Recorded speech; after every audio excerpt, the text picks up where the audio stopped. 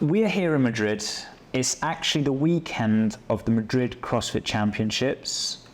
I feel very lucky to be joined by Rumsey, who, if you've watched before, you're going to have seen her somewhere. When was the first time you were on camera in this? My first vlog was actually Filthy 150 Ireland 2019. 2018? Was it 2019? No, my memory worked around it. It's 2019. 2019. Manu, we've got to insert that video from when Rumsey was like fully in charge of editing vlogs. Yeah, you can tell the difference. Your processor. But even though we are in Madrid, we're not going to be talking about the Madrid CrossFit Championships. We are going to be talking about our reflections on the 23 season and some exciting news happening in the 2024. So stay tuned for all the hot news. Let's start with 2023. Rumsey's leading the way. Yeah, I'm the CrossFit nerd here. So, 2023, some big changes for CrossFit. Like the past few years, there's been lots of big changes. What are the most significant for the competitive season? Well, CrossFit likes its changes. And I think there have been a few huge changes. Like CrossFit changed its GM of sports. So that when Justin Berg left, Castro all of a sudden got inserted back in. We saw, Bosman's role go from head judge to kind of taking what Castro's role was, which is pretty undefined. But the one main thing was programming of the actual games. We've seen, I suppose, the establishment of semi-finals. We don't know if that will hold this year, but we saw at least the second or probably arguably second year of proper second proper year. So, CrossFit's kind of like life, a constant state of change. I will also say, though, this was the first year where semifinals was basically held by CrossFit. Last year, exactly, we had strength and depth and the lowlands throwdown. This year, semifinal had much more of the old school regional feel to me. I think that is also interesting. Europe, we had one single event instead of two events, 60 athletes, quite different. But before we get to that, let's just kind of review open to quarterfinals.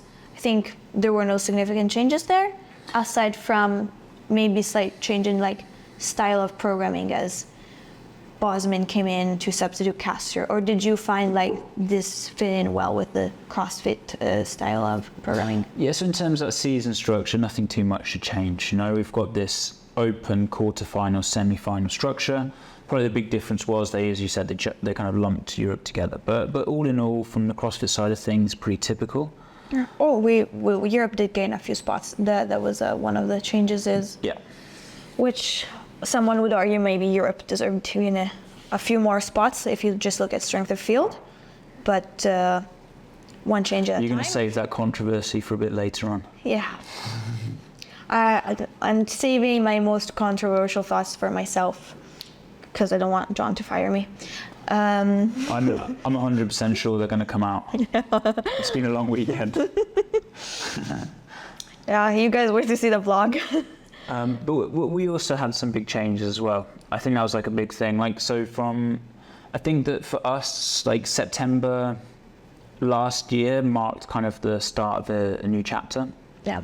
We obviously Christoph and Gabby changed, so we lost some of our, two of our kind of athletes who've been around for the last 3 years or so, and we introduced a whole new structure. So we had Chris move over to Mallorca and take a much more present role within the program.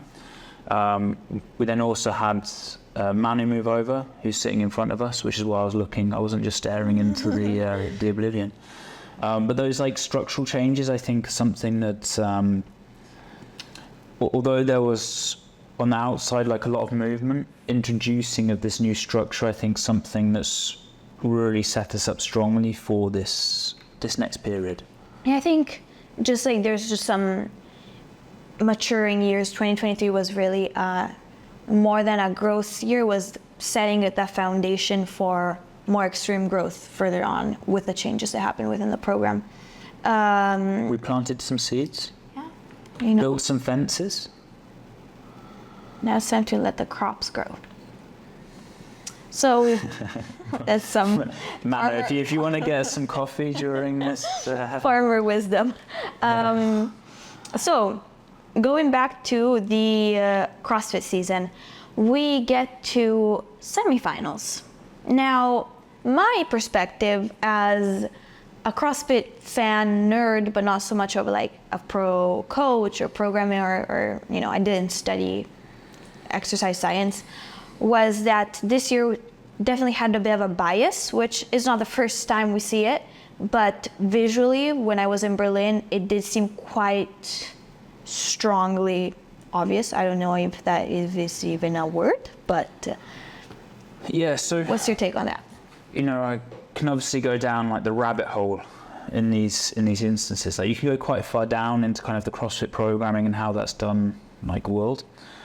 But I think as a big overview, I think one thing that's important to understand is that there's no definition of what good competition programming is. So we don't actually have a definition, or I suppose there's kind of like grey, ambiguous understanding of what good programming is. But because it's a bit grey, everyone's opinion differs. And this kind of goes into your point that this can, so you can program an event and have a strong bias to a certain type of athlete. Yeah. And that can go from, you make it a bit lighter, it biases lighter athlete, you make it gymnastic based, gymnastic favored, and you don't actually have to do too much to do that. Like, I don't think people realize how quickly it can change. Yeah. So if we take, for example, a running event, if we take that on the assault runner, you get a very different type of athlete doing well than that's exact same distance on flat ground. And so you've got this 800 meter test, but actually the athletes that do well become very different, even on paper with exactly the same thing. Yeah. Definitely agree. I think this year the bias was a bit towards the heavier, more powerful athletes. But to me, there was a lot of pulling in semifinals, and a lot of pushing in semifinals and a lot of pulling at games. Was that my impression in terms of like movement patterns? So I think that, I think you are right. Like, being heavier at semi-finals would have probably been an advantage. We saw it with the sled pull, we saw the machines, we saw the heavy lift, we saw that the gymnastic component then also got added weight, and that you kind of have a relative benefit if you're heavier because the percentage is relatively lighter. So I think you are right in that. One thing I think that's interesting is this, like, I think the Rogue Invitational from last year is the perfect event to summarize this kind of concept. So the event was, it had bar muscle ups, or what was programmed as like 20 bar muscle ups. It's kind of a back and forth chip. You did like bar muscle ups, ski, GHD, and then back. And in the program, or the on paper, is 20 bar muscle ups. Now that's like, you could call that gymnastic pulling movement, kind of fit in that category. But the thing is, for that level of athletes, you've got 20 best athletes in the world. All of them can do it unbroken. And that then means it kind of becomes a bit of a non-movement. So if you really tested gymnastic pulling at a certain level, you could arguably say not. But what Rogue did, which was really clever, was they introduced the log. And then, because you couldn't do that unbroken, it arguably became more about that test, rather than just your speed on the ski erg and speed of the GHD. And then when you come back to the games, this then becomes an interesting discussion as well. There are certain events that you might say, like the pulling gymnastics became like a huge factor. Obviously the legless rope climbs. Yeah. But I would actually say in something like the ring muscle up event. That's right. But to me, I say more pulling because when I think about it, I just do not remember that much pushing, like in terms of like pushing gymnastics. Yeah. There was like basically 8 free handstand push-ups. You are right. So that was one thing. I do think that it was really lacking that pressing side of things. And this comes back to that original point of that actually there's no definition, A question that I'd like to ask, there's no real answer to it, but like, which was the best year's programming of the CrossFit Games? But I think to answer that, then you have to go back down to like, it gets kind of philosophical, but what is a balanced program and what is the perfect CrossFit athlete? Where are we on the spectrum? Because maybe one person would actually see more of a strongman, type of CrossFit athlete as being the best for the sport, and someone else might thinks more someone that would prevail in 2019, where there was lots of track and field kind of components and lighter athletes would win. So I think as a community and as CrossFit HQ just needs to sort out what's pinnacle of fitness. What does it look like? I completely agree, and I think that we can do hours and hours. We could do a whole series on the. Now you can start a timer now. I could talk for 2 hours. Well, let's go a bit deeper into what the program did this year. So let's start from semis, which is basically where the big names come in. Yeah. So we had this year going in. We had 2 previous games athletes going through. So we had Jacqueline and Moritz going to semis. And Morris had a pretty outstanding year. I think you could just feel that he'd grown a lot. You saw him do very well at German. You saw him do very well in Dubai, and he managed to finish that off with a podium at semis. And I think it was really nice for him. It was obviously in Berlin. He had a lot of support from the crowd, and that really fueled the momentum. So a super solid performance from Moritz. Yeah, unfortunately, Jacqueline didn't make it through. Which is obviously hard going through. I think over the years you start to go, well, what are the lessons to take away? What can you grow from this? What can you learn from this? And that's kind of the ongoing process. And there are opportunities in to learn from those apparent failures as well. And then we also had a super nice surprise of Ella qualifying through for her first ever CrossFit Games. Known Ella since she was 18 years old, and the nice thing about Ella, she's always under the radar. You've known her for lots of years, and so to see her go through was a really nice moment, And a funny story is with Ella, I was encouraging team for this year. We were thinking about making a team, and Ella would have been one of the key structures in that, and I was she'd qualified, actually, talking of your first appearance on the vlog, that was from the same time that we were trying to get this program team to qualify. They didn't qualify, but then COVID happened, and so we were kind of going to reenact that, and Ella was no, I want to go individual. And obviously she made the right choice there. I know, because I think one very interesting stat from Moritz. Okay. So in last year's games, Moritz actually only had 1 finish inside the top 30, and this year he only had 1 finish outside the top 30. And so I think that's a really good sign. He's huge progress there. Huge progress. He had multiple finishes inside the top 10, 4th on a lifting event. So there's really solid indicators for Moritz moving forward. And you could say he's obviously not, his potential has not peaked yet. He's just climbing still. So very curious to see how he'll do in the next few seasons. Talking about Ella, of course, we have a lot less data since this was her first year, but I think some people don't realize how much impact the mind actually has on performance. And knowing Ella, I'm curious to see if she gets another year at the games, how that mind aspect will maybe change. Yeah, I think people noticed Ella's confidence this year. I know she made some changes. Ella's growth, not just as an athlete, but as a person, has been really nice to see. She wouldn't fly, she wouldn't travel alone, and now all of a sudden she's moving to New York, jet setting through the world, flying to various competitions. And so there's been not just growth in her as an athlete, but growth in her as a person, and that's been really nice. And the finish at the games, I'm sure, not necessarily what she wanted. However, the games is tough, and especially your first year. The athletes there are pretty phenomenal. You are fighting against really good people. Yeah, the level of fitness is high, and the tension can be like cutthroat. Like, of course, nobody's mean to each other, but I'm sure there is a bit of a... unless you see the not latest... You're not getting into that yet, Not Rumsey. naming names for now. But definitely... Everybody's playing a bit of mind games. Jeffrey Adler definitely did, apparently. I thought you weren't getting that. I used to write it on a silver platter. I had to.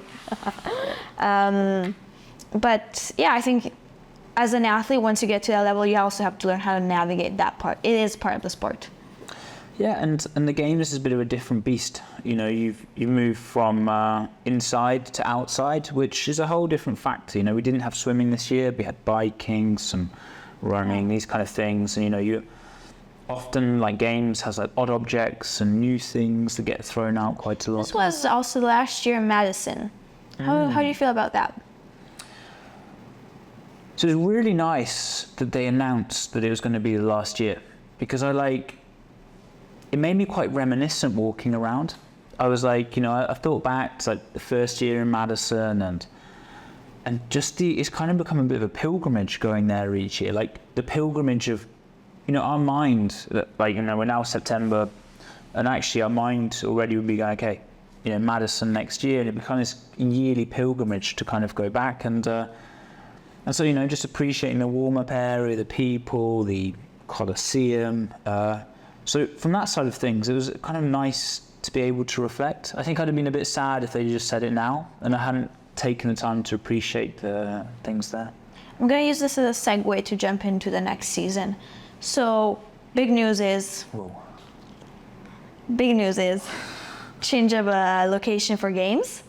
There's some tossing around of possible locations.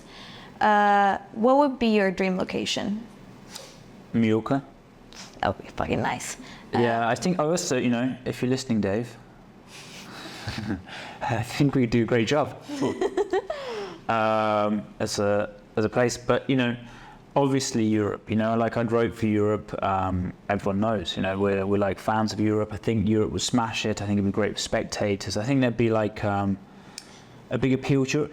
However, I also understand that, you know, everything's been so US-centric that it makes it a tougher change to come over. And so I think there probably have to be some smaller steps to make that move.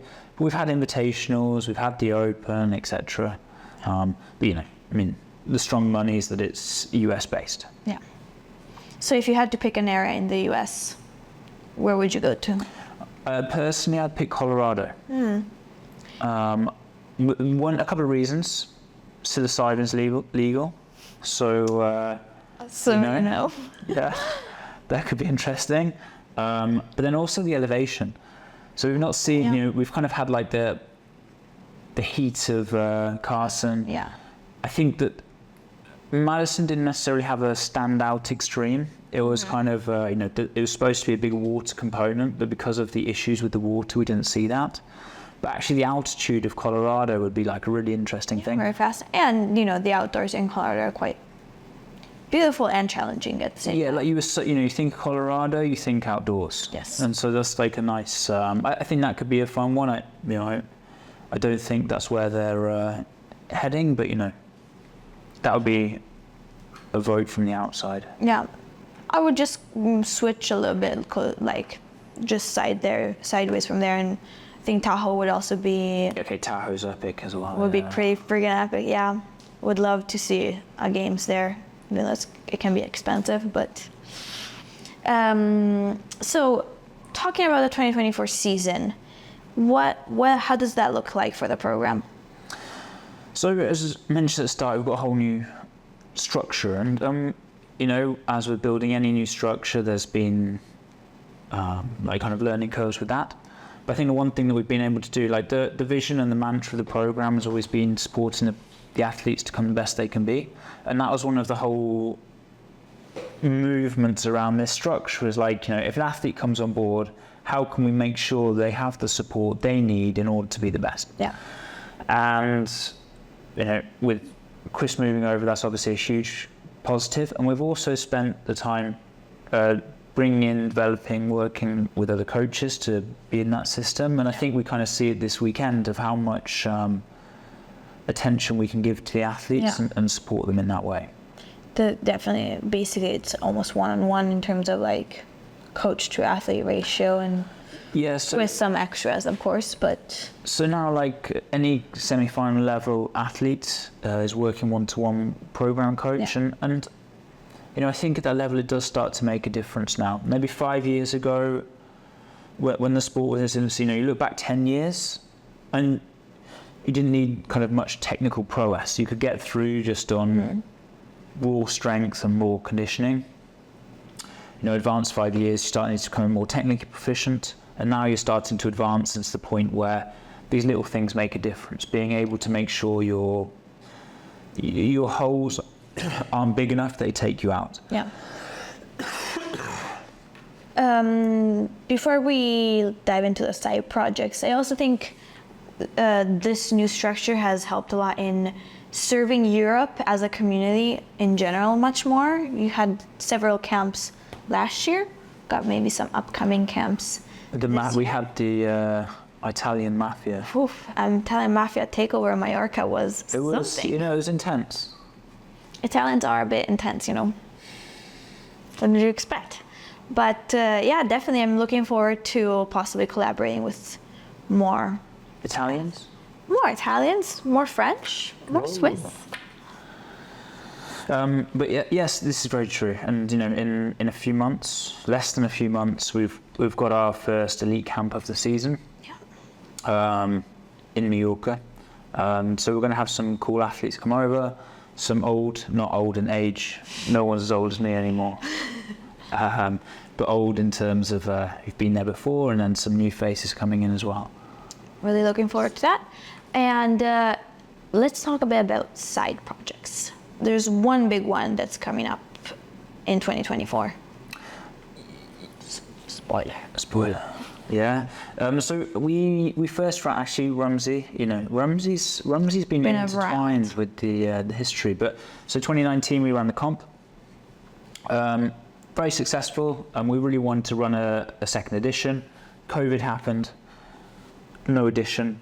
And so last year we were going to run a very similar, and the comp was exclusively for teenage athletes, but run very similar to your classic CrossFit competition, just dedicated so they could get the support that they deserve.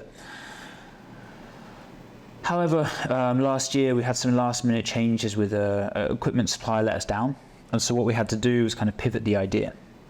And what we did is transform the concept into something. The main question we were asking was, how can we, like as close as possible, guarantee that each athlete's going to have a great experience? And the way we could do that was change the format completely. And that's where the Crown was born. You know, born through, I think, turning a problem into an opportunity. Yeah. And I think there's a Japanese saying that I'm butchering somewhere there, but you know. Manu, you can edit that in. Japanese saying here. Kaisen. Yeah, maybe. I don't know. And so anyway, 2024, the Crown is coming back. We booked the dates. We've already invited some of the athletes. This year's going to be slightly different. We wanted to open up the opportunity for new athletes to come in. So one of the criteria was that you had to have previously competed at the games. But obviously some athletes don't get into CrossFit that early. Yeah. So we wanted to open up the qualifier to give some athletes who maybe not been to the games but still great potential to enter in. Yeah, sounds pretty awesome. Stay tuned for qualifiers eventually. Documentary, qualifiers. Ooh, I mean, lots of content coming up. There is Crown content being planned as we speak. Awesome. So anything else I'm missing? In general, is that? What other competitions are we gonna be at? Maybe. Yeah. So we the next program one in we have Dubai. We have some athletes. So we are in the competition off season now. Of course. So it's there are multiple competitions happening, especially throughout Europe. I mean, Europe's stacked with competitions. There's like Marbella, the Southern Warriors, which is a new one happening in the Middle East. Yep. We've always got Rogue, but we're actually planning our elite camp around Rogue, so we won't be there for that. Then we go to Dubai. We have Jackson and Moritz with invites there. Rumsey's trying to get her invite. Manu's getting a PS5 next month, so you know, a bit of an inside joke there. Yeah. Then we'll be at Wodapalooza, a whole team. Fun times. Hopefully, no punches in the face. Yeah. I'll need to take some boxing classes before leaving for Miami. Yeah.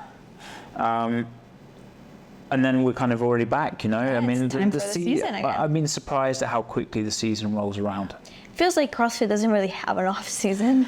No, it's funny because I've just come to accept that actually we call it a CrossFit off season, but what that really means is that there's a season stacked of non-official CrossFit competitions. Yeah. So the CrossFit off season is a bit of a misnomer, I suppose. But yeah, so we're in the off season now, and you know, mostly everyone's focus is still on the games. Like the athletes want to get back to games. That's the pinnacle of our sport. We've got some exciting questions that are going to be asked. Like, you know, we don't know. I mean, we're sitting here like mid-September. We have no idea about our season structure. We don't know if there's an open, a quarters, or a semi-finals. We don't know where the games are. Controversial opinion on semi-finals. Yeah. I mean, care to share? No, so I think that the season structure needs to be changed in order for the sport to grow. I don't think that having, you know, all these competitions bunched together in a short space of time is necessarily the best foundational structure for the sport. And also, you know, it's maybe like opinion, but it doesn't also allow, say, the fittest athletes to be at the games. Yes.